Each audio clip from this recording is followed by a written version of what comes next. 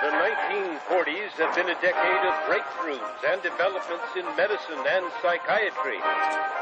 Scientists have developed a new technology to cure mentally ill adults. With the use of electroshocks, the minds of sick patients are being wiped clean, giving them a fresh start. On this blank slate, physicians then imprint a new, healthy personality. Remaking people, shocking them into obedience. This is a story about that powerful idea. In the 1950s, it caught the attention of the CIA. The agency funded a series of experiments. Out of them was produced a secret handbook on how to break down prisoners. The key was using shock to reduce adults to a childlike state.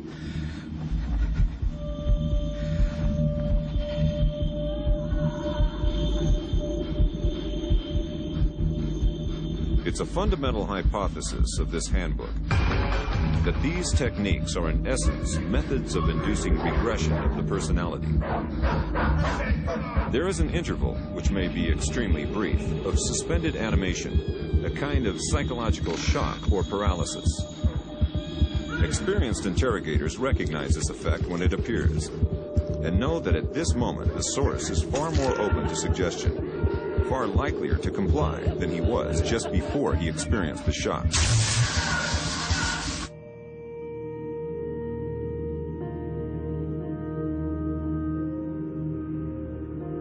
But these techniques don't only work on individuals. They can work on whole societies. A collective trauma, a war, a coup, a natural disaster, a terrorist attack puts us all into a state of shock. And in the aftermath, like the prisoner in the interrogation chamber, we too become childlike, more inclined to follow leaders who claim to protect us. One person who understood this phenomenon early on was the most famous economist of our era, Milton Friedman. Friedman believed in a radical vision of society in which profit and the market drive every aspect of life, from schools to healthcare, even the army. He called for abolishing all trade protections, deregulating all prices, and eviscerating government services. These ideas have always been tremendously unpopular, and understandably so. They cause waves of unemployment, send prices soaring, and make life more precarious for millions. Unable to advance their agenda democratically, Friedman and his disciples were drawn to the power of shock. The subject should be rudely awakened and immediately blindfolded and handcuffed. When arrested at this time, most subjects experience intense feelings of shock, insecurity, and psychological stress.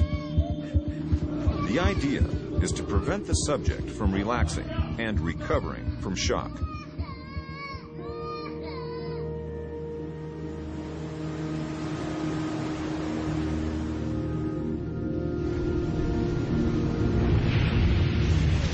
Friedman understood that just as prisoners are softened up for interrogation by the shock of their capture, massive disasters could serve to soften us up for his radical free market crusade. He advised politicians that immediately after a crisis, they should push through all the painful policies at once before people could regain their footing. He called this method economic shock treatment. I call it the shock doctrine. Take a second look at the iconic events of our era, and behind many, you will find its logic at work. This is the secret history of the free market.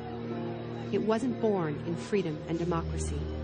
It was born in shock.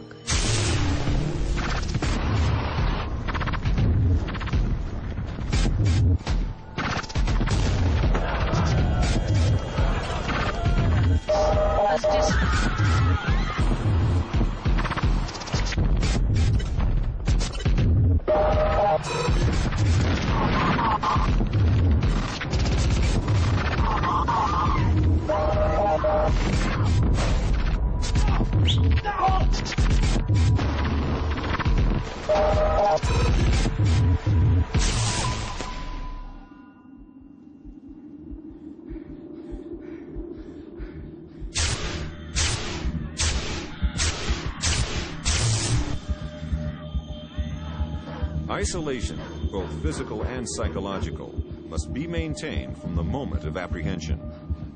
The capacity for resistance is diminished by disorientation. Prisoners should maintain silence at all times. They should never be allowed to speak to each other. There's one other thing I've learned from my study of states of shock. Shock wears off. It is by definition a temporary state.